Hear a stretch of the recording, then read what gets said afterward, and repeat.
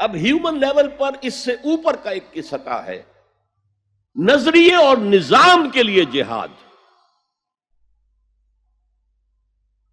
ایک نظریہ تھا مارکسزم، اس کے بنا پر نظام جو بنا وہ کمیونزم.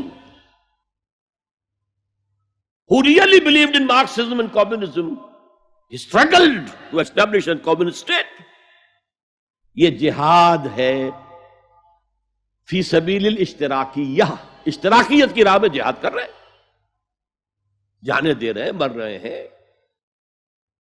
زار کی فوجیں جو ہیں وہ شوٹ کر رہی ہیں کھڑے ہو کر کے قطاروں کے اندر، جانے دے رہے ہیں.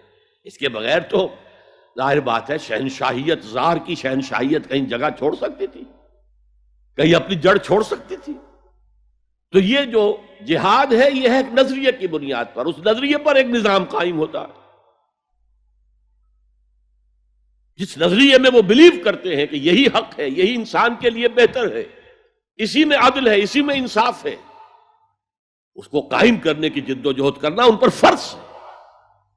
نہیں کرتے تو آپ کہیں گے ایسے ہی جھوٹ موٹ کو بنا پھرتا ہے کمیونسٹ، اس کی تو ساری دوستیاں، اس کے سارے تعلقات جو ہیں وہ تو کیپٹلسٹ کے ساتھ ہیں، تو ان کے تنخواہیں لیتا. آپ کہتے ہیں کہ نہیں کہتے؟ یہ ہے جہاد. اگر وہ نظریہ ایمان ہے اور نظام اسلام ہے، اس کے لیے جو جہاد ہوگا وہ جہاد فی سبیل اللہ ہے.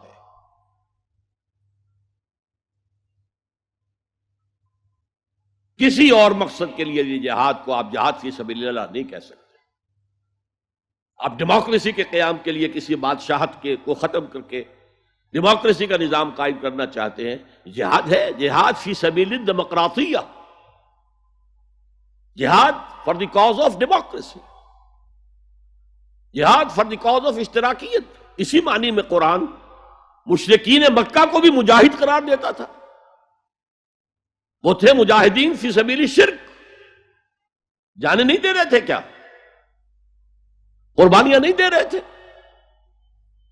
وہ اپنے عقیدے کے لیے، اپنے نظریے کے لیے، اپنے نظام کے لیے جانے دے رہے تھے.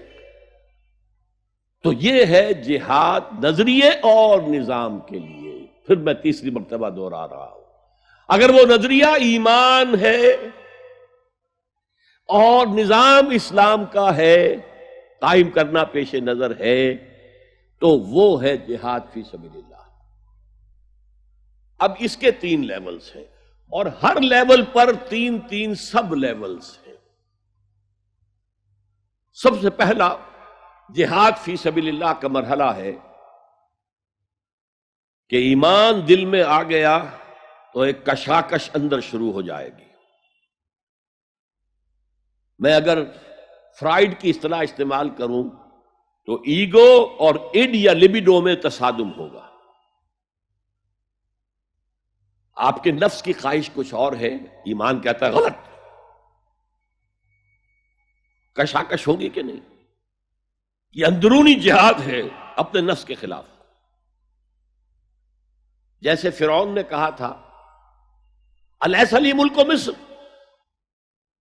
وہذہ الانہار تجری من تحتی، کیا میں بادشاہ نہیں ہوں مصر کا؟ مصر کی حکومت میری نہیں ہے؟ اور کیا یہ ساری نہریں جو ہے میرے نظام کے تحت نہیں چل رہی؟ اسی طرح برا نہ مانیے، ہمارا نفس کہتا ہے یہ جسم میرا ہے، میری ملکیت ہے، اٹس مائی ڈومین، میری خواہش پوری کرنی ہوگی. جیسے اس نے کہا میں نہیں جانتا کوئی خدا ہے میرے سوا اور میرے اوپر، میں نہیں مانتا.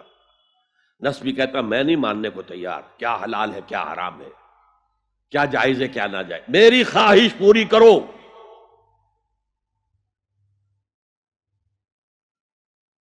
اس کے خلاف جہاد،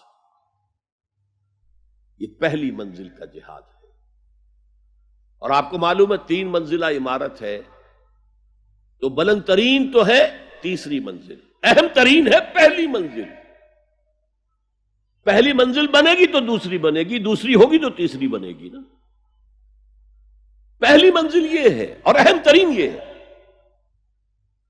اسی لیے مولانا روم نے کہا نفس ما ہم کم ترس فرعون نیست، میرا نفس بھی فرعون سے کم نہیں ہے، لیکن ایراعون نیست، اس کے پاس لاؤ لشکر تھا، اس نے زبان سے بھی کہہ دیا تھا انا ربکم الاعلی، میں ہوں خدا۔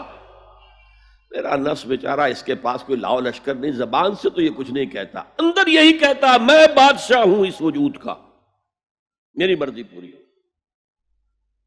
اسٹرگل اگینسٹ دس بیسر سیلف، ایک سیلف ہے اونچی سیلف، خود ہی انا، ایگو، اور ایک ہے یہ بیسر سیلف، یمانی جبلتیں جو اندھی بہری ہیں، جو حلال اور حرام سے انہیں کوئی غرض نہیں، ان کے خلاف جہاد کرنا۔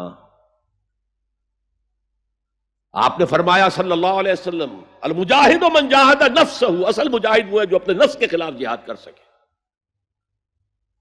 تمہارے اندر یہ دشمن تو بیٹھا ہوا ہے، تکڑا ہے، تمہیں کنٹرول کر رہا، چلے آؤ باہر کے دشمنوں سے جہاد کرنے کے لیے۔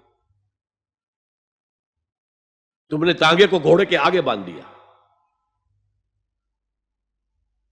اور ایک دفعہ حضور سے پوچھا گیا ای الجہاد افضل یا رسول اللہ، اے اللہ کے رسول سب سے افضل جہاد کون سا ہے؟ فرمایا ان تجاہد نفسک فی طاعت اللہ، اپنے نفس کے خلاف جہاد کرو، اسے اللہ کا مطیع کرو۔ یہ جو اندر کی کشمکش ہے، کشاکش ہے، یہ جہاد فی سبیل اللہ کا نقطہ آغاز، اللہ کا مطیع بنانا ہے نفس کو۔ خليل بالقرآن هو إمامنا على هداية الله